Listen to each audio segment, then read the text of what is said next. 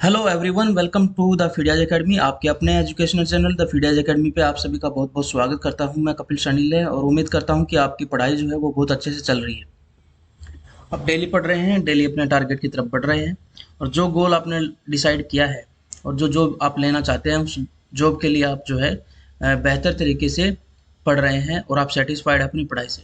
अगर नहीं है सेटिस्फाइड तो आप ज़रूर सेटिस्फाई हों, इतना पढ़ें। ठीक है, तो अगर आप हमारे चैनल से जुड़े जीएस की तैयारी के लिए जुड़े हुए हैं तो आप हमारे चैनल को सब्सक्राइब, अगर जुड़े हुए हैं तो अच्छी बात है, तो आप अच्छी बात है। लेकिन अगर आप में से कोई पहली बार हमारे चैनल पे विजिट कर रहा है तो ज़रूर हमारे चैनल को सब्सक्राइब करें। सब्सक्राइब करने के साथ साथ आप बेल आइकन भी दबाएं, क्योंकि बेल आइकन से आपको नोटिफिकेशन क्लासेस की मिलती रहेगी। और आप हमारे टेलीग्राम चैनल को भी ज्वाइन करें, क्योंकि टेलीग्राम चैनल पर आपको स्ट्रेटजी के साथ चीज़ें वहाँ बताई जाएंगी, आपको इन्फॉर्मेशन वहीं पे प्रोवाइड की जा रही है। इसके अलावा आप टेलीग्राम चैनल पर बहुत सारे क्विज़ेज होते हैं, उन क्विज में पार्टिसिपेट कर सकते हैं। That will be helpful for all of you. तो आप इन डेली क्विज़ेज को जो पार्टिसिपेट कर रहे हैं तो उस डेली क्विज़ेज को भी एक टेस्ट के रूप में लें। ठीक है, उसको सीरियसली करें। ठीक है, और अपनी तैयारी को जांचें उसमें। ठीक है, हमारे साथ जुड़े हैं तो चलिए शुरू करते हैं। हमारा आज का पहला क्वेश्चन, टाइफाइड। हम डिजीज के क्वेश्चन डिस्कस कर रहे थे और हमने कल 20 क्वेश्चन डिस्कस किए थे डिजीज के। ठीक है, तो typhoid is caused by what. हाँ, एक चीज़ बतानी रह गई कि अगर आपने हमारी ऐप डाउनलोड नहीं की है तो आप हमारी ऐप ज़रूर डाउनलोड करें। और केवीएस की तैयारी के लिए या डीएसएसबी की तैयारी के लिए आपके लिए वहाँ पर कंटेंट होगा, आप उसको ज्वाइन कर सकते हैं। आप डेमो क्लासेस देख सकते हैं, डेमो क्लासेस से आपको जो कंटेंट है उसकी क्वालिटी का पता चल जाएगा। Typhoid is caused by what. देखिए, टाइफाइड किसके कारण होता है? सुडोमोनाज, स्टेफिलोकोकस, बैसिलस या साल्मोनेला टाइफी। टाइफाइड एक ऐसी बीमारी है जिसे आंत्र ज्वर भी कहा जाता है। ठीक है, आंत्र ज्वर यानी कि आंतों का बुखार जिसमें हो जाता है। तो ये एक बैक्टीरिया की वजह से होता है। उस बैक्टीरिया का नाम आप हमें बताएं। ठीक है, तो इसका सही नाम है, देखिए, साल्मोनेला टाइफी। यहाँ से हालांकि आपको टाइफी नाम से इसको इजीली रिलेट कर सकते हैं। और अगर पूछा जाए कि ये कौन से बॉडी ऑर्गन को अफेक्ट करता है तो इंटेस्टाइन। ठीक है, तो ये इस तरीके से कई तरीके से क्वेश्चन पूछे जाते हैं। बढ़ते हैं नेक्स्ट क्वेश्चन पे। BCG immunization is for. BCG का जो टीका लगाया जाता है इन बच्चों के जन्म के 48 घंटे के अंदर, शायद 48 ही घंटे है, उसके अंदर ये टीका लगाया जाता है। तो ये बीसीजी का टीका किस बीमारी के लिए लगाया जाता है? मिजल्स के लिए।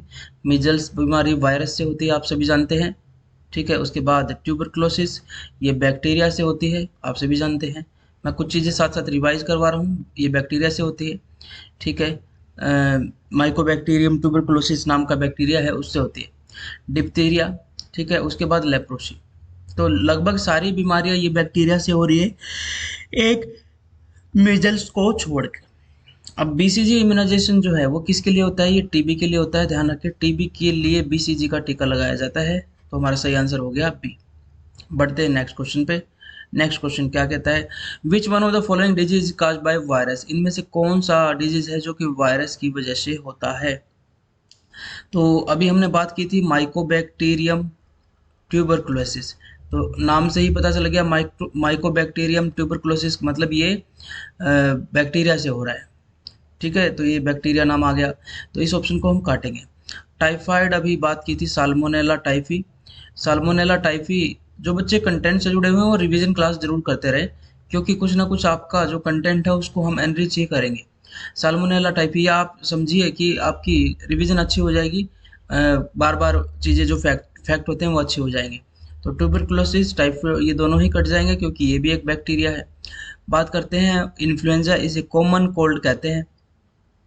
और आपने देखा होगा कि कॉमन कोल्ड जो है वो एक साइकिल कंप्लीट करने के बाद ही ठीक होता है।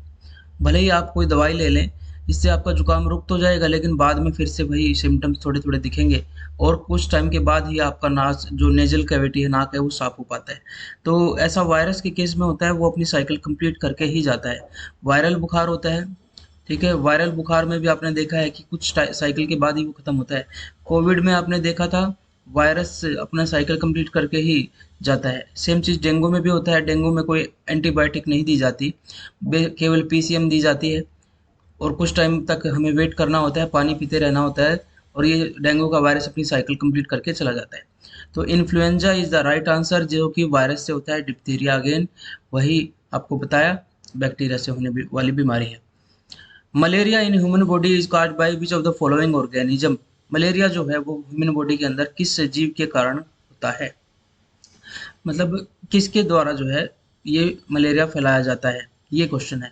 बैक्टीरिया के द्वारा, वायरस के द्वारा, मॉस्किटो के द्वारा, या प्रोटोजोआ के द्वारा। अब यहाँ पर आपको कंफ्यूजन होगा दो ऑप्शन के अंदर, किस एक जीव के कारण होता है। अगर ये पूछा है तो कारण हो गया प्रोटोजोआ, और प्रोटोजोआ का नाम क्या है, प्लाज्मोडियम। ठीक है। और अगर आपसे पूछे किस जीव के कारण फैलता है, तो फिर मच्छर हो जाता है, और वो भी फीमेल एनाफ्लीज। तो हमें यहाँ पर पूछा है क्या, किस जीव के कारण ये मानव शरीर में होता है। तो प्रोटोजोआ, उसमें भी एक टाइप है जिसका नाम है प्लाज्मोडियम। मलेरिया जो है वो, प्लाज्मोडियम जो है वो मादा एनाफ्लीज मच्छर के काटने से होता है, पहली बात तो ये है। दूसरा, इसके ट्रीटमेंट के लिए एक कुनैन की दवाई जो है वो यूज की जाती है, जो कि सिनकोना नाम के एक ट्री से मिलती है। सिनकोना का ट्री एक सदाबहार वन है जो एवरग्रीन फॉरेस्ट में मिलता है। उसकी जो बार्क है उससे वो दवाई बनाई जाती है। Ring worm is a disease, ये कैसा डिजीज है। रिंग वर्म आपने देखा दांत वगैरह हो जाते हैं कुछ लोगों को, पहले ज़्यादा होते थे आजकल नहीं होते, क्योंकि हाइजीन की प्रॉब्लम अब सॉल्व हो रही है। और पहले लोग क्या होता था कि खेतों में काम कर रहे हैं या बहुत ज़्यादा बिजी रहते हैं तो वो इतना साफ सफाई पे भी ध्यान नहीं देते थे। But now it is the hygiene science has developed much more, तो अब ये बीमारी कम ही देखने को आती है। तो बैक्टीरिया की वजह से होता है, या प्रोटोजोआ की वजह से होता है, या वायरल है ये वायरस की वजह से होता है, या फंगस की वजह से होता है। तो रिंग वर्म यानी कि दाद, ये किसकी वजह से होता है।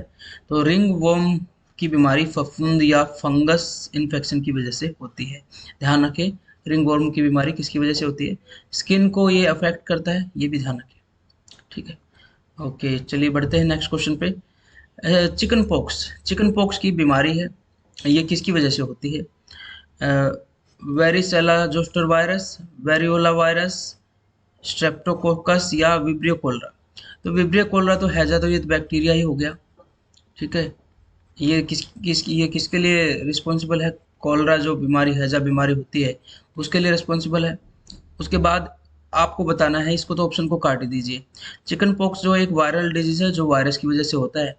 ठीक है, तो वायरस की वजह से होने वाला डिजीज है, तो आपको बताना है कौन सा है। दो तो वायरस हमें लिखे हुए हैं, तो हमारा सही आंसर होगा वेरिसेला जोस्टर वायरस, ये हमारा सही आंसर होगा। इसकी वजह से चिकन पॉक्स होता है। बढ़ते हैं नेक्स्ट क्वेश्चन पे। The infective stage of malaria कौन सी है। मलेरिया का इन्फेक्टिव की संक्रामक अवस्था कौन सी है, मतलब जिस अवस्था में मलेरिया का कीटाणु शरीर में प्रवेश करता है, ये बताना है आपको। I think we have discuss it earlier yesterday that malaria का जो कीटाणु होता है प्लाज्मोडियम, ठीक है, वो पूरी तरीके से डेवलप अवस्था में हमारे शरीर में एंटर नहीं करता। जो मॉस्किटो होता है, मादा एनाफ्लीज जिसको कहेंगे, या फीमेल एनाफ्लीज कहेंगे इसको, कीटोज। तो एनाफ्लीज जो फीमेल एनाफ्लीज होती है, वो किसी भी इन्फेक्टेड पर्सन जो होता है, इन्फेक्टेड पर्सन के शरीर से ब्लड को शक करती है। ठीक है, तो यहाँ से प्लाज्मोडियम उसके शरीर में आ जाता है, और प्लाज्मोडियम इसके शरीर में अपनी लाइफ साइकिल को करता है, और उससे लाइफ साइकिल के बीच में एक टाइम ऐसा होता है कि स्पोर बनते हैं। जब ये स्पोर की स्टेज में होता है, तो अगर ये फीमेल एनाफ्लीज किसी और स्वस्थ जो आदमी है उसको काटता है, तो ब्लड क्लॉटिंग से बचने के लिए थोड़ा अपना सलाइवा वहाँ पर जहाँ से वो काटता है वहाँ छोड़ता है, जिसमें स्पोर बॉडी के अंदर चले जाते हैं। तो sporozoite is the right answer, बीजाणुज, ये सही आंसर है। इस फेज में ही ये इन्फेक्शन होता है। Disease that kill more people than lung cancer as a consequence of air pollution is, वायु प्रदूषण के परिणाम स्वरूप फेफड़ों के कैंसर से अधिक लोगों को मारने वाली कौन सी बीमारी है। Chronic bronchitis, asthma, emphysema, heart attack. तो वायु प्रदूषण है तो हार्ट अटैक तो वैसे भी कटेगा। ठीक है, अस्थमा हो सकता है कि कुछ रिलेटेड हो, लेकिन अस्थमा की बीमारी जो है वो वायु प्रदूषण के अगर किसी को हो गया उसके अलावा भी वो रहती है। तो ये हमारा क्रोनिक ब्रोंकाइटिस नाम की बीमारी है, जो कि कैंसर के, फेफड़ों के कैंसर से अधिक लोगों की जान लेने वाली है। तो एयर पोल्यूशन बहुत एक खतरनाक सिचुएशन है देखा जाए तो एयर पोल्यूशन से आप जूझ रहे हैं तो कोशिश भी कीजिए कि एयर पोल्यूशन आपकी वजह से कम हो, आपकी एक्टिविटीज की वजह से कम। ठीक है, चलिए। डेफिशिएंसी ऑफ आयरन, आयरन की कमी से कौन सी बीमारी होती है? Anaemia, night blindness, scurvy and rickets. हम चारों ही ऑप्शन के बारे में बात करेंगे। मनुष्य में आयरन की कमी का परिणाम क्या हो सकता है? खून की कमी, एनीमिया, बिल्कुल सही आंसर तो यही होगा, क्योंकि जो आयरन होता है जिसे साइंटिफिक लैंग्वेज में हम कहते हैं Fe, तो इस आयरन की कमी से क्या होता है, हमारे ब्लड में एक रेड पिगमेंट होता है जिसका नाम है हीमोग्लोबिन। हीमोग्लोबिन, ये ग्लोबिन नाम का प्रोटीन है जिसके साथ हीम ग्रुप, आयरन ग्रुप जुड़ जाता है, इसकी फॉर्मेशन में काम करता है, काम ये आता है काम। अगर ये हीमोग्लोबिन आयरन कम हो जाएगा, डेफिशिएंसी हो जाएगी, तो हीमोग्लोबिन कम बनेगा और कम बनने की वजह से O2 का ट्रांसपोर्टेशन और CO2 का ट्रांसपोर्टेशन गड़बड़ हो जाएगा, क्योंकि हमारे लंग्स जो होते हैं उस लंग्स से बॉडी ऑर्गन्स तक जो ऑक्सीजन लेके जाई जाती है, ठीक है, इसमें ऑक्सीजन का ट्रांसपोर्ट है वो हीमोग्लोबिन के द्वारा होता है, और वापस बॉडी ऑर्गन से लंग्स को जो CO2 है उसका ट्रांसपोर्टेशन भी हीमोग्लोबिन के द्वारा होता है। ठीक है, तो ये ऑक्सी हीमोग्लोबिन बन जाता है, जो है कार्बोक्सी हीमोग्लोबिन बन जाता है। तो ये अगर हीमोग्लोबिन कम होगा तो ऑक्सीजन कंटेंट शरीर में कम हो जाएगा, और इससे हमारे शरीर के बॉडी ऑर्गन्स जो है, आपने जैसे कभी कोरोना में भी देखा होगा कि कोरोना में आपने देखा कि बॉडी ऑर्गन्स फेलर हो रहा था ऑक्सीजन लेवल कम होने की वजह से, तो बॉडी ऑर्गन्स फेल होने लग जाते हैं। ठीक है, तो हमारा सही आंसर तो ये हो गया। अब बात करते हैं नाइट ब्लाइंडनेस की। नाइट ब्लाइंडनेस ऐसी सिचुएशन है कि रात को आपको धुंधला दिखाई देता है, आपको क्लियर पिक्चर नहीं दिखाई देगी। इसको निक्टोलोपिया भी कहते हैं, निक्टोलोपिया। ठीक है, आल्सो कॉल्ड एज रतौंधी इन हिंदी। ठीक है, ये इधर लिखा हुआ है। तो ये विटामिन ए की कमी से होता है। तो अक्सर आप आयुष डॉक्टर के पास जाते हैं तो आपको विटामिन ए के सोर्सेज, पीले फल खाइए, ठीक है, ये कहने के लिए कहता है, खट्टे फल नहीं, पीले फल। ठीक है, और इसके अलावा वो विटामिन ए की आपको सप्लीमेंट भी देते हैं। स्कर्वी, सूखा रोग जिसे कहते हैं, ठीक है, स्कर्वी जो है आपको विटामिन सी की कमी से होता है। और रह गया रिकेट्स, रिकेट्स विटामिन ए की कमी से होता है। ठीक है, विटामिन डी की कमी से, विटामिन डी की कमी से होता है। और विटामिन डी का जो साइंटिफिक नेम है वो कैल्सीफ्रोल है। ठीक है, कैल्सीफ्रोल। ये रिकेट्स की जो बीमारी है ये हड्डियों से रिलेटेड है, हड्डियाँ वीक हो जाती हैं, कैल्सीफ्रोल, और टीथ में भी दिक्कत हो जाती है। और साथ ही साथ स्कॉर्बिक एसिड, और इसको कहते हैं विटामिन ए को रेटिनॉल। ठीक है, बढ़ते हैं नेक्स्ट क्वेश्चन पर। Cancer is a disease where we find uncontrolled, क्या कंट्रोल अनकंट्रोल हो जाता है कैंसर के अंदर? कैंसर एक ऐसी बीमारी है जहां हम अनियंत्रित रूप से क्या पाते हैं? सेल डिवीजन, कोशिका विभाजन, सेल स्वेलिंग, सेलों में सूजन हो जाना, सेल इन्फ्लेमेशन, फिर यही कोशिका सूजन हो जाना, सेल डिफॉर्मिटी, सेल की साइज में, शेप में डिफॉर्मिटी हो जाना, डिफॉर्म हो जाना। तो हमारा सही आंसर क्या होगा? कैंसर एक ऐसी बीमारी है जिसमें बॉडी के किसी पार्ट में अनकंट्रोल्ड सेल डिवीजन हो जाती है। दिस इज कॉल्ड, कैंसर की डेफिनेशन यही है, uncontrolled cell division in any part of the body is called as cancer. ठीक है, देखिए हमारी बॉडी के अंदर कुछ जीन्स ऐसे होते हैं जो एक्टिव हैं, जो हमारे करेक्टर्स को, हमारी जो फीचर्स हैं उनको डिफाइन करते हैं, जिनकी वजह से हम ऐसे दिखाई देते हैं और ऐसे वर्क करते हैं। कुछ ऐसे जीन्स होते हैं जो कि, उनको जीन्स जिनको कहते हैं, जो इनएक्टिव होते हैं, मतलब वो काम नहीं कर रहे होते। लेकिन अगर हमारी बॉडी एक्सपोज हो जाए, किसी ऐसे केमिकल हमारी बॉडी के अंदर चला जाए, मान लीजिए हमने कुछ ऐसी चीज़ खा ली जिसमें बहुत ज़्यादा केमिकल था, या हम एक्सपोज हो जाएं रेडिएशन से, जैसे अल्ट्रावायलेट रेडिएशन से एक्सपोज हो जाए, या यूवी रेडिएशन या एक्सरेज से ज़्यादा एक्सपोज हो जाए, तो ये रेडिएशन इनको ऑन्कोजीन्स को एक्टिव कर देते हैं। ठीक है, और एक्टिव होने के बाद जिस बॉडी के जिस पार्ट में ये चीज़ हुई है, एक्सपोजर हुआ है इन रेडिएशंस का, वो या केमिकल का, तो वो पार्ट में कोशिका का विभाजन अनकंट्रोल्ड वे में होने लग जाता है। So this is called as cancer. ठीक है, and study of cancer is called as oncology. ठीक है, तो हमारा सही आंसर भी हमें मिल गया। एक स्पेशल ल्यूकेमिया नाम से एक कैंसर स्टडी किया जाता है। हमारे ब्लड के अंदर आरबीसी होती है, डब्ल्यूबीसी होती है, और इसके अलावा हमारे ब्लड के अंदर प्लेटलेट्स होते हैं। ठीक है। आरबीसी हम सभी जानते हैं O2 CO2 का ट्रांसपोर्टेशन इसके द्वारा होता है, क्योंकि इसमें हीमोग्लोबिन होता है। इसको एरिथ्रोसाइट्स कहते हैं, एरिथ्रोसाइट्स। इसके अलावा डब्ल्यूबीसी को हम ल्यूकोसाइट्स कहते हैं, ल्यूकोसाइट्स। ठीक है। और इनको थ्रोम्बोसाइट्स कहते हैं। थ्रोम्बोसिस की बीमारी अभी आपने पढ़ी होगी या अभी आएगी शायद आगे क्वेश्चन में। तो ये प्लेटलेट्स जो हैं ब्लड क्लोटिंग में हेल्प करते हैं। और इसके अलावा आपकी जो कोशिकाएं हैं, जो ब्लड वेसल्स हैं, उनको भी लचीला सा बनाए रखते हैं। इसलिए डेंगू में जो प्लेटलेट्स कम हो जाती है, नसें फटने के चांसेज हो जाते हैं, ब्लीडिंग होने के चांसेज हो जाते हैं। रिकमेंड किया जाता है कि इवन ब्रश भी मत कीजिए, क्योंकि मसूड़ों से भी खून आ सकता है, नाक से खून आ सकता है। तो ल्यूकोसाइट्स मैंने उठाया यहाँ से। तो डब्ल्यूबीसी की जब अनकंट्रोल्ड सेल डिवीजन होने लग जाए तो आरबीसी खत्म होने लग जाएंगे और डब्ल्यूसी बढ़ने लग जाएंगी। इसी को ल्यूकेमिया कहते हैं, इसे ब्लड कैंसर कहते हैं। ठीक है। चलिए बढ़ते हैं नेक्स्ट क्वेश्चन पे। What is Alzheimer disease? Alzheimer disease की क्या डिजीज है? It is a disorder of brain, it affect liver, it affect kidney, it affect human immune system. यह मस्तिष्क में होने वाली बीमारी है, या लीवर में होने वाली बीमारी है, किडनी में होने वाली, या मानव प्रतिरक्षा प्रणाली को प्रभावित करता है। तो अल्जाइमर एक बीमारी है, खास तौर से ये डेवलप्ड नेशंस के अंदर देखने में आ रही है। डेवलप्ड नेशन के अंदर क्या है कि लाइफ एक्सपेक्टेंसी बहुत ज़्यादा बढ़ गई है। मतलब लोग काफ़ी समय तक जिंदा रहते हैं। ठीक है। उनकी जीवन प्रत्याशा बढ़ गई है। तो इसकी वजह से क्या होता है, हमारे बॉडी के अंदर कई तरह की कोशिकाएं होती हैं, जिसमें एक नर्व नर्व कोशिक सेल होती है, नर्व सेल, जिनको न्यूरॉन कहते हैं। अगर आपसे पूछा जाए कि कौन सी कोशिकाएं ऐसी हैं जिनमें सबसे कम रीजनरेशन पावर होती है, यानी कि हमारी बॉडी के अंदर बहुत सारे कोशिकाएं डेली खत्म हो रही हैं, इवन 1 मिनट में बहुत सारी कोशिकाएं खत्म होती है और नई बनती है, तो वो रीजनरेशन पावर है। हमें चोट लगती है और फिर बाद में वो चोट भर भी जाती है, हीलिंग हो जाती है उसकी, तो वो रीजनरेशन से ही हो रहा है। फिर से हम वैसे ही उस बॉडी पार्ट में वैसे ही दिखने लग जाते हैं। तो हीलिंग पावर होती है हमारी बॉडी के अंदर भी।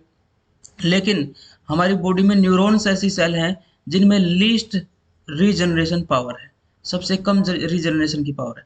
न्यूरॉन सेल सबसे लंबी भी है, लॉन्गेस्ट भी है। ठीक है। बिगेस्ट नहीं है, लॉन्गेस्ट कह रहा हूँ, लेंथ में सबसे लंबी होती है, लीस्ट रीजनरेशन है। तो जब लाइफ एक्सपेक्टेंसी ज़्यादा हो जाती है तो ये न्यूरॉन सेल खत्म होने लग जाती है, और इसका मतलब ब्रेन में न्यूरॉन सेल कम हो गई है, नर्व सेल कम हो रही है, तो लोगों को भूलने की बीमारी हो जाती है, क्योंकि न्यूरॉन सेल में इंफॉर्मेशन स्टोर होती है, तो लोग भूलने लग जाते हैं। तो ये जापान वगैरह देश में ये देखने को मिल रहा है कि अल्जाइमर की बीमारी से लोग बहुत ज़्यादा पीड़ित हैं। द काजेटिव एजेंट ऑफ ट्यूबरकुलोसिस, क्षय रोग, यानी कि ट्यूबरकुलोसिस के कई नाम है, क्षय रोग है, इसके अलावा तपेदिक भी है। ठीक है। तो इसका ये किसकी वजह से होता है? माइकोबैक्टीरियम, एस्परजिलस, रेब्डोवायरस या एचआईवी। तो एचआईवी तो ह्यूमन इम्यूनो वायरस है, इसकी वजह से तो एड्स होता है। Human immunodeficiency virus AIDS, acquired immunodeficiency syndrome, ये इस बीमारी, ये इसकी वजह से, इन्फेक्शन की वजह से ये बीमारी हो जाती है। ठीक है। तो ये तो अब ऑप्शन नहीं है। अब माइकोबैक्टीरियम हम ऑलरेडी आपको बता चुके हैं, माइकोबैक्टीरियम ट्यूबरकुलोसिस वो बैक्टीरिया है जिसकी वजह से टीबी की बीमारी होती है। मोस्टली जो मैक्सिमम जो केसेस होते हैं, ठीक है, लार्जली ये बीमारी अफेक्ट करती है हमारे लंग्स को। लेकिन आजकल क्योंकि साइंटिफिक इन्वेस्टिगेशन और पैथोजेनेसिस इतनी ज़बरदस्त हो रखी है पैथोलॉजिकल लैब में के अंदर, कि अब हमें पता चला है कि ये लंग्स के अलावा बॉडी के डिफरेंट पार्ट में भी ये टीबी के सिम्टम देखने में आए हैं। लेकिन लार्जली अभी भी लंग्स को ही ज़्यादा अफेक्ट करती है। ठीक है। किसी की रीढ़ की हड्डी में हो गया है, किसी की आईज में हो गया, किसी की मतलब अलग अलग बॉडी पार्ट में टीबी के सिम्टम दिख रहे हैं। ठीक है। आगे बढ़ते हैं। Contaminated water can cause the following disease accept which of the following, यानी कि यहाँ पर वाटर बोर्न डिजीज की बात हो रही है। ठीक है। वाटर बोर्न डिजीज, जो वाटर इन्फेक्टेड वाटर पीने की वजह से जो डिजीज होता है, या उसी इन्फेक्टेड वाटर को खाने में यूज करने से अगर कोई डिजीज होता है तो की बात हो रही है। Hepatitis A, typhoid, measles, cholera. Hepatitis A, typhoid, खसरा और हैजा। कौन सा ऐसी बीमारी है जिसको जो पानी की वजह से नहीं होती? किसी एक को छोड़कर बाकी बीमारियां पानी की वजह से, खराब पानी पीने की वजह से होते हैं। तो टाइफाइड तो हम ऑलरेडी बता चुके हैं कि ह्यूमन फेसिस जो होते हैं, यानी कि मल जो होता है उसके अंदर टाइफाइड का बैक्टीरिया होता है। तो जो लोग हाथ अच्छे से नहीं धोते अपने शौच के बाद, या जो वाटर कंटेमिनेटेड हो जाता है इनकी वजह से, उससे ये इन्फेक्शन होता है। तो आप खराब पानी पीते हैं, जैसे आप बाहर जाते हैं वहाँ पर कोई, आपने देखा होगा कूल वाटर नाम से ऐसे बहुत सारी रेहड़ियाँ लगी होती हैं, तो वो वही गिलास बार बार यूज़ करते रहते हैं। और इसके अलावा वो पानी पता नहीं कैसा यूज़ करते हैं, पता नहीं है, गोलगप्पे खाने जाते हैं तो वहाँ पर वो फिल्टर का पानी यूज़ कर रहे हैं कि नहीं कर रहे हैं। एक अखबार में रिपोर्ट आई थी 1-2 साल पहले, मुझे याद है कि जो जितने भी ये स्ट्रीट फूड हैं, इन सारे स्ट्रीट फूड में ह्यूमन फेसिस हैं के ट्रेसेस मिले हैं, टेस्ट किया गया, सैंपल उठाया गया। तो यहाँ पर इसलिए टाइफाइड तो वाटरबोर्न हो गया। अब कॉलरा भी ऐसा ही है, इन्फेक्टेड वाटर पीने की वजह से होता है। हेपेटाइटिस ए भी ऐसा ही है, जो कि इन्फेक्टेड। मीजल्स एक ऐसा है जो कि आपको होता है मीजल्स, जो ब्रीथिंग की वजह से, ब्रीथिंग, अगर आप किसी इन्फेक्टेड पर्सन के आसपास रहे हैं तो उसके एयर से, ब्रीथिंग की वजह से जो है आपको ये बीमारी होगी। तो ये एयर की वजह से स्प्रेड होता है, ना कि वाटर की वजह से स्प्रेड होता है। Which one of following disease is caused by bacteria and spread through fecal matter by the housefly? तो ये कौन सा अ, रोग है जो बैक्टीरिया से होता है और घरेलू मुखी द्वारा मल के माध्यम से फैलाया जाता है? पर्टिसिस, टाइफाइड, डिप्थीरिया, चिकन पॉक्स। अभी एक ये मैंने देखिए, ये फिकल मैटर कहा है मल के द्वारा, तो मैंने अभी तो आपको इसका आंसर बताया था थोड़ी देर पहले। टाइफाइड की बात हो रही है।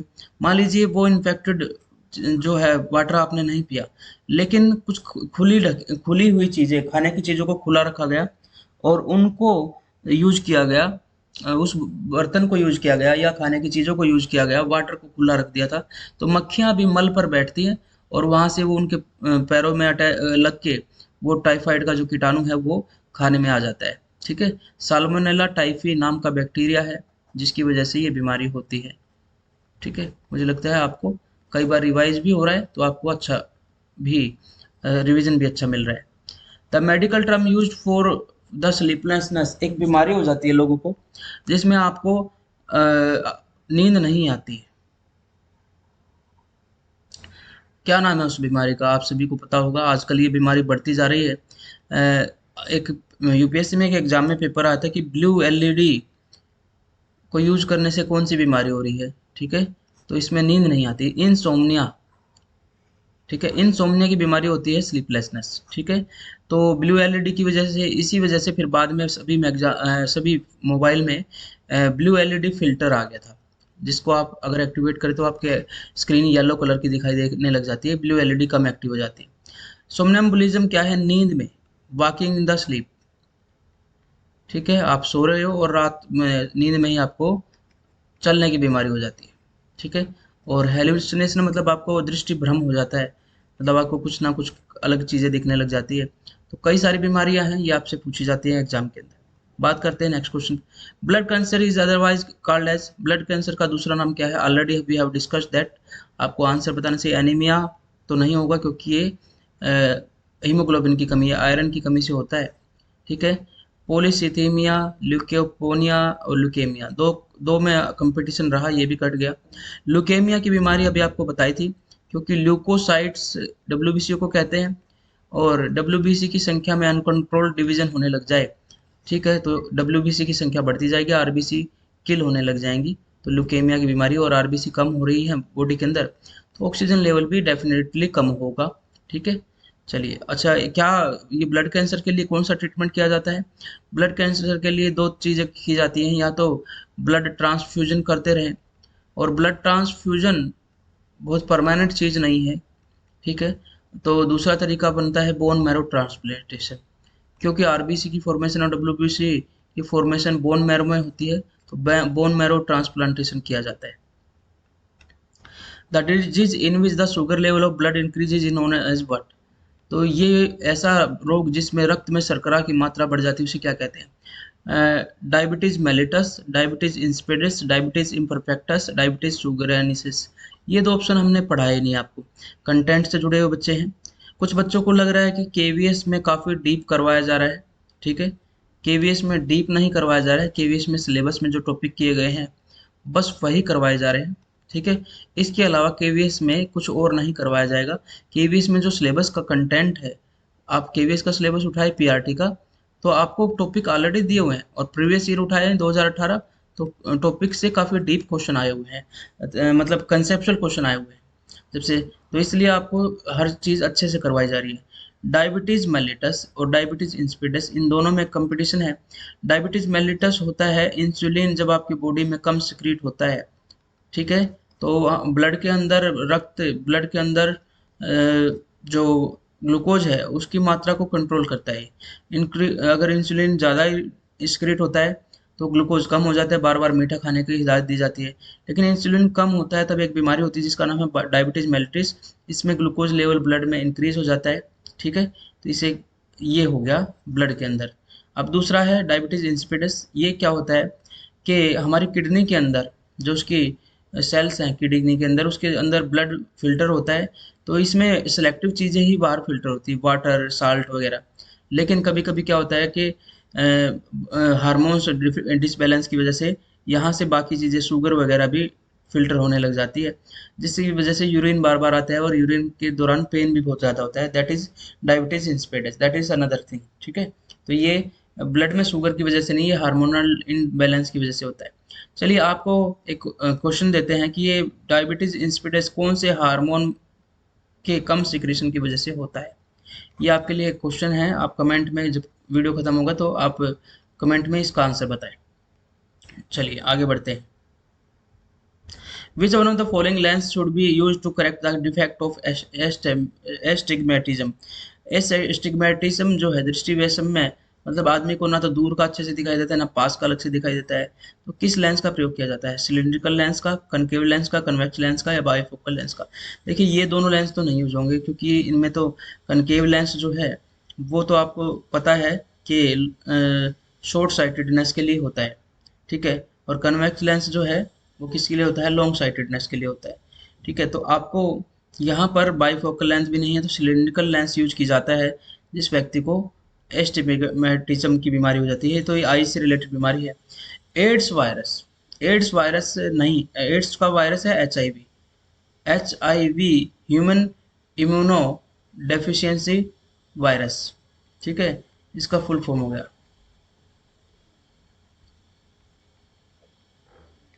इस वायरस के अंदर क्या होता है? सिंगल स्ट्रैंडेड आरएनए होता है, डबल स्ट्रैंडेड आरएनए होता है, सिंगल स्ट्रैंडेड डीएनए होता है, डबल स्ट्रैंडेड डीएनए होता है। आपको एक कंसेप्ट बताया गया है कंटेंट के अंदर के रेट्रो वायरस, ठीक है, रेट्रो वायरस हमारे लिए खतरनाक होते हैं। तो यही आज एचआईवी भी रेट्रो वायरस ही होता है, और रेट्रो वायरस की खास बात होती है कि आरएनए जो है वो ही होता है इनके पास। अभी अपना डीएनए तो बना नहीं सकते हैं, तो ये क्या करते हैं? अपना डीएनए फॉर्मेशन के लिए ह्यूमन बॉडी के अंदर एंटर करते हैं, और ह्यूमन बॉडी के डीएनए जो double standard DNA Watson and Crick ने दिया हुआ है, ठीक है, इसके स्ट्रैंड के साथ मिलके अपना डीएनए फॉर्मेशन करते हैं, लेकिन इससे ह्यूमन बॉडी को नुकसान होता है। इसलिए सिंगल स्ट्रैंडेड आरएनए हमारा सही आंसर होगा, जिसको रेट्रोवायरस कहते हैं। और रेट्रोवायरस ही हैं जितने भी जो ज़्यादा खतरनाक बीमारियां करने वाले हैं। जो अपना डीएनए खुद बना लेंगे उनको दूसरे की बॉडी की आवश्यकता नहीं रहेगी। Trachoma is a disease of what? Trachoma किसकी डिजीज है? थ्रोट की, गले की, पेट की, या आइज की, या लीवर की, या जिगर की? बताइए।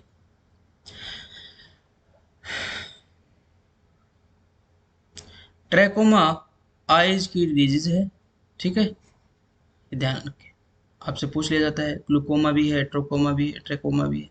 Thrombosis is a disorder related to what? किससे रिलेटेड है थ्रोम्बोसिस? अभी मैंने बताया था कि थ्रोम्बोसाइट्स जिनको प्लेटलेट्स कहते हैं, अगर आपको ये याद है प्लेटलेट्स हो गया, थ्रोम्बोसिस भी उसी से रिलेटेड बीमारी हो गई। तो ये लंग्स की तो है नहीं, ब्लड की हो गई, बाकी चीज़ें भी कट जाएंगी। इस थ्रोम्बोसिस में क्या होता है? कभी कभी क्या होता है, प्लेटलेट्स, आप सभी को पता है प्लेटलेट्स जो होते हैं, जब हमें कोई चोट लगती है, मान लीजिए बॉडी ऑर्गन के ऊपर यहाँ चोट लग गई, तो यहाँ पर बाहर ये जाल बना के यहाँ क्लोटिंग में हेल्प करते हैं। लेकिन अगर ये क्लोटिंग ब्लड वेन्स के अंदर हो जाए और बीच में ब्लॉकेज करने लग जाए, this is called as thrombosis. ये हार्मफुल है, ये हार्ट अटैक या स्ट्रोक जिसे कहते हैं उसका कारण बन सकता है, ठीक है। तो रक्त से संबंधित बीमारी हो गई।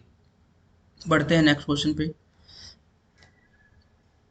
विच of the following disease is not cause by bacteria, कौन सा ऐसा डिजीज है जो बैक्टीरिया की वजह से नहीं होता है? यानी कि तीन तो होंगे बैक्टीरिया की वजह से, एक नहीं होगा।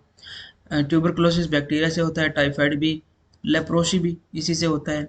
ठीक है, तो हमारा आंसर है मीजल्स।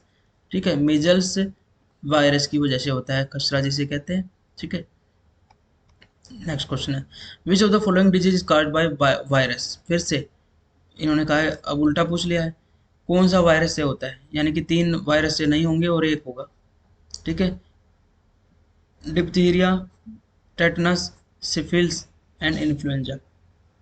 तो ये डिप्थीरिया वायरस से नहीं होता, टेटनस भी नहीं होता, सिफिल्स भी नहीं होता, इन्फ्लुएंजा जिसे कॉमन कोल्ड कहते हैं वो वायरस से होता है। सिफिल्स ऐसी बीमारी है जो कि अनसेफ सेक्सुअल रिलेशन से होता है। ठीक है, तो इसको भी ध्यान रखें, दो तीन तरह की बीमारी है ऐसी, जिसमें एक एड्स भी आती है, ये आपसे पूछ सकता है। टेटनस बीमारी है जो कि तंत्रिका तंत्र जो है, नर्वस सिस्टम, उसको अफेक्ट करता है। ठीक है, इसमें जब कोई आपको चोट लगती है और इन्फेक्टेड चीज से चोट लग जाती है, जैसे आयरन पे बहुत सारी गंदगी लगी हुई थी या मिट्टी लगी हुई थी, तो उस खुले घाव से जो है वो टेटनस का बैक्टीरिया एंटर करता है, और आपकी बॉडी अगर टाइम से टेटनस का इंजेक्शन ना लगाए तो ये इस तरीके से धनुष की तरह से अकड़ जाती है और फाइनली डेथ हो जाती है। ठीक है, तो टेटनस भी हमने देख लिया। बात करते हैं हम, मुझे लगता है लास्ट क्वेश्चन होगा, नहीं सेकंड लास्ट है। Which of the following disorder of the eye is called also known as lazy eye. ये कौन सा विकार है जिसे आलसी आंख के रूप में भी जाना जाता है? एम्ब्लियोपिया, मायोपिया, एमनोपिया या प्रेसबायोपिया। आलसी आंख के रूप में, देखिए ये असल बीमारी का नाम तो मैं डायरेक्टली बता देता हूँ, मंद दृष्टि या भी एम्ब्लियोपिया है। इसमें क्या होता है कि आईज का जो है डेवलपमेंट ठीक से ना होने की वजह से कभी कभी आई जो है, एक आई जो है नॉर्मल दिखती है और दूसरी आई छोटी दिखती है, या कभी कभी लगता है कि नॉर्मल आई है एक और एक वो काफ़ी बड़ी दिख रही है, और उससे विजन जो है डेवलप ठीक से नहीं होता, तो एम्ब्लियोपिया वो बीमारी है। आगे बढ़ते हैं next question. Ebola, a disease which has recently been responsible for thousands of deaths in West Africa is named after what? Ebola नाम की एक बीमारी पश्चिम अफ्रीका में, आपने देखो इबोला का वायरस था। हमने बात की है कुछ रिसेंट की बीमारियां कंटेंट में आपको बताई है, जिनमें जो कोर्स है केवीएस का उसमें आपको बताई गई है। ठीक है, और डीएसएसबी में भी बताया गया है। तो इबोला एक बीमारी है जो कि अफ्रीका के अंदर फैली थी और काफ़ी फेमस हुई थी ये भी कोरोना से पहले। तो ये किस इबोला बीमारी वायरस से होने वाली भी इबोला वायरस उसको कहा गया, तो किस के नाम पर इसका नाम रखा गया वायरस का? ठीक है, एक विलेज के नाम पर, एक गांव था आसपास, या ट्राइब के नाम पर, जनजाति के नाम पर, या रिवर के नाम पर, या फिर माउंटेन पर्वत के नाम पर। तो इसका सही आंसर होगा रिवर के नाम पर। रिवर के नाम पर इस बीमारी का नाम रखा गया। जहाँ पर एक इबोला रिवर बहती है उसी के आसपास ये बीमारी सबसे पहले देखने में आई थी। ठीक है, और काफ़ी तेज़ी से फैल रही थी। ठीक है, तो हमारा सही आंसर ही हो गया, तो इबोला वायरस भी हो गया। चलिए, आपके लिए टास्क है, आपको कमेंट करके बताना है कि स्वाइन फ्लू, क्योंकि ये रिसेंट में चीज़ें फैली हैं उनकी बात करेंगे। उसके बाद बर्ड फ्लू, फ्लू। ठीक है, इनको काजिंग एजेंट वायरस का नाम बताना है आपको। ठीक है, काफ़ी पेपर में आता है ये। ठीक है, ये आपके लिए टास्क हो गया, और क्लास के बाद आप इसको कमेंट में सर्च करके या कैसे भी करके बताएं। बाकी बात करते हैं हम आज की क्लास के एंड में मोटिवेशन के बारे में। ठीक है, आप सभी को जो टास्क दिया जा रहा है, जो भी काम दिया जा रहा है, जो भी टेस्ट दिए जा रहे हैं, वो टेस्ट की तैयारी करें और टेस्ट के लिए तैयार रहें। ठीक है, रिवीजन करके आएँ, क्योंकि आपको टॉपिक्स पहले बता दिए जाते हैं। ठीक है, गूगल फॉर्म के टॉपिक आपको पहले बता दिए जाते हैं। जो कंटेंट के बच्चे हैं उनके लिए बात कर रहा हूँ, तो गूगल फॉर्म के टॉपिक आपको पहले बताए जाते हैं, तो आप इनको तैयार करें, आप कंफ्यूज ना हो किसी चीज़ की वजह से। ठीक है, आपको टॉपिक वाइज तैयारी करवाने के लिए हमने टेस्ट बनाए हुए हैं। ठीक है, आप जो टेस्ट सीरीज़ है, टेस्ट सीरीज़ से इसमें ज़्यादा टेस्ट मिल जाते हैं, क्वेश्चन मिल जाते हैं एक ही टॉपिक के। दैट इज़ वाई हमने कोर्स के अंदर ही ये शामिल किए हैं। दूसरा, ये गूगल फॉर्म के जो टॉपिक्स हैं, ये टॉपिक्स, ये जो क्वेश्चंस हैं, ये सारे के सारे कम्प्लीमेंट्री हैं कोर्स के साथ। मतलब कोर्स में कुछ एक आध चीज़ कम रह जाती है, तो आप यहाँ गूगल फॉर्म के टेस्ट से उसको ज़रूर नोट करें। ठीक है, तो एक दूसरे को पूरा पूरा करेंगे ये, तो आपको हेल्पफुल होगा। ठीक है, तो आप सभी बच्चे जो है तैयारी करते रहें, डेली क्लासेस ज़रूर अटेंड करें। क्लासेस बच्चे कम कर रहे हैं, ठीक है, लेकिन जो कर रहे हैं बच्चे वो आगे बढ़ेंगे, नो डाउट। तो मिलते हैं नई क्लास में, अपना ध्यान रखिए, खुश रहिए, सबसे ज़रूरी है खुश रहना, कन्फ्यूजन नहीं रखना है, कोई कन्फ्यूजन मत रखिए, ठीक है, बिना बात हाइपर नहीं होना है और बिना बात की टेंशन भी नहीं लेनी है, ठीक है। नर्वस करने की ज़रूरत नहीं है, आप अगर डेली पढ़ रहे हैं, बढ़िया पढ़ रहे हैं, तो फिर आपको नर्वस भी होने की ज़रूरत नहीं है, आप बेटर कर रहे हैं। मिलते हैं नई क्लास के साथ, तब तक के लिए अपना ध्यान रखिए। जय हिंद, जय भारत।